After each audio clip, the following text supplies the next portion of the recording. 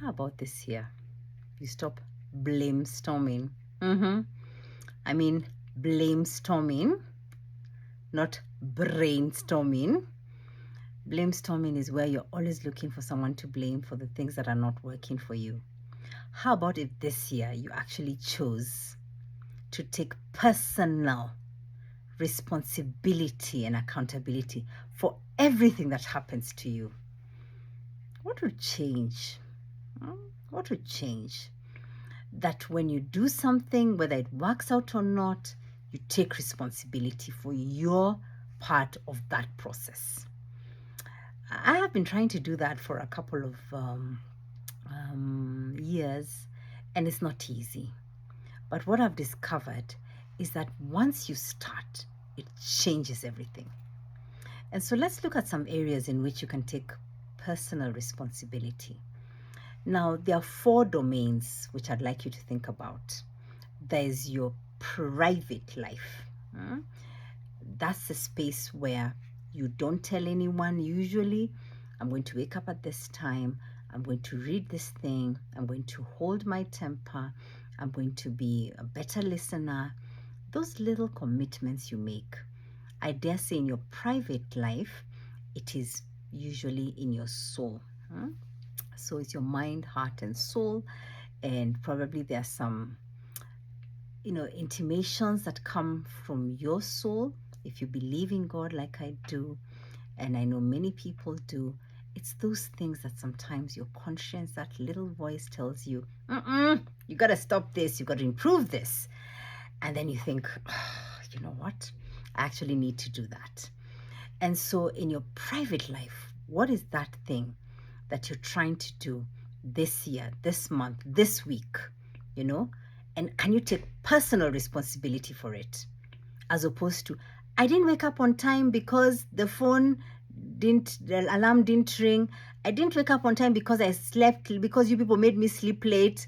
I didn't wake up on time because I was so tired because of yesterday's project. I didn't wake up on time. It's my responsibility to choose to wake up on time as I should. And we'll be talking about 5 a.m. Club, a book that we read in our Africa Risers network at the time via Will, and it changed the way I look at the first couple of minutes of the day. And so take personal responsibility for the things that you do or do not do. They say the leaders we have are the leaders we deserve, whether it's politically, in a business, in any space. And I want to add on and say that the leaders we have are there to teach us something, either what we should never be or how we should lead. Whatever the case, it's a school of life. And so in your personal space, now we moved from private, which is really your intimacy, your interior life, to then personal, which has to do with the people you relate with, starting with your family. If you're married, your spouse. If you're blessed with children, your children. If you're blessed with siblings, your siblings, your parents, those people who are close to your friends, personal. So what is your commitment to become your next best self in your personal space? Maybe one of the things is you're going to choose to listen. And to listen, you need to quieten yourself and be silent so that you can listen more, which, by the way, is why God gave us 2 ears and 1 mouth. And so that you can listen with the intention to understand, not to respond, not to combat, not to show you're better, smarter, whatever. So you're trying to listen better, for example. And every time you're trying to listen better, your spouse is telling you, you don't listen. Your child is telling you, mommy, look at me. You're not paying attention. And you're saying, I'm tired. I had a long day. I was working for you. That's not taking personal responsibility. Take personal responsibility. Yes, I'm tired and I'm sorry. I'm actually not paying attention. Let me try again. And something happens magically, beautifully, when we own and honor the other person, honor ourselves, and own the responsibility for our actions. So in the personal space, why have you been blaming everybody? And it's time to choose to own it and say it's my responsibility. It's true, we cannot take responsibility for how other people act towards us, but we can take responsibility for how we act, how we respond, how we react. And as a result of that, what then happens is actually a combination of the effect of my input and the other person's input. And then we have the third dimension of your life, your professional space. And in the professional space, I want to encourage you to ask yourself, are you the best employee ever? Even if you own that business, you're employed by that business. I'm employed by Breakthrough Leadership Transformation, even if I'm the founder and chief executive. Am I the best employee I can be? Yeah? Am I? Do I honor that business? Do I know its mission and vision? And have I aligned that? I was just finishing off on my thought process for my vision board. And I'll talk about how to do a vision board in 2024 in another video. But I want to encourage you to ask yourself, who is cheating who here? Am I cheating my employer by how much time I put in, or rather how little? How I do work with a spirit of, I don't know what. You know, I was telling my team that this year I have no tolerance for mediocrity. And it sounds like a tough thing, but it starts with even personally. I cannot say I have no tolerance for mediocrity from others if I myself are not signing in and working with a spirit of service and excellence. Yeah. So remember that as a leader, the most powerful leadership tool you'll ever have is your example, which comes with how we are professional about what we do. Do I mean what I say? Do I say what I mean? And then do I do it? And when I fall short of that, do I own it and apologize promptly and make amends for it? So personal responsibility in your professional space. But then one of the things I want to encourage us to do as professionals is take responsibility for the communication. Oh, my boss didn't tell me. Oh, the client didn't call. Or the supplier didn't come back to us. Whose business is it? It's your business. Own and take responsibility for clarifying, for following through, for owning the progress of that conversation. And I know it's not easy. The things I'm talking about are not easy, but they're the kind of things that will make a world of a difference to how you truly become your next best self.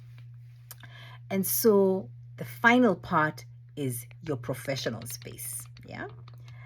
And when it comes to your professional space, your public space, the final part is your public space. Yeah. But I find the professional and public really overlap, because wherever you're working, you are providing a service for the public. Yeah. That customer who walks in comes from the public. And, I remember some of the things that I've learned from my mom is, doesn't matter how small you think the job is. I remember at some point I was working in a pharmacy and we were selling Panadol. And even if my job was to sell Panadols and Pyritons in pairs, at the time it was 10 Kenya shillings, may I do it with a spirit of excellence, because my profession of selling that Panadol and the public effect, because it is someone who walks into the pharmacy in pain, wondering whether that's the right medicine, me asking them to speak to the pharmacist, giving them a smile, paying attention to them, makes a world of a difference. In fact, I'm surprised how many shops I walk into, and it's just the 12th of January. And I'm like, and Happy New Year to you too. And they're like, goodness. And I'm like, even basic greetings, basic courtesy is missing because people are so distracted. They are distracted with things happening in their minds, their lives, and it doesn't help that the phone also brings a whole bandwidth of distractions.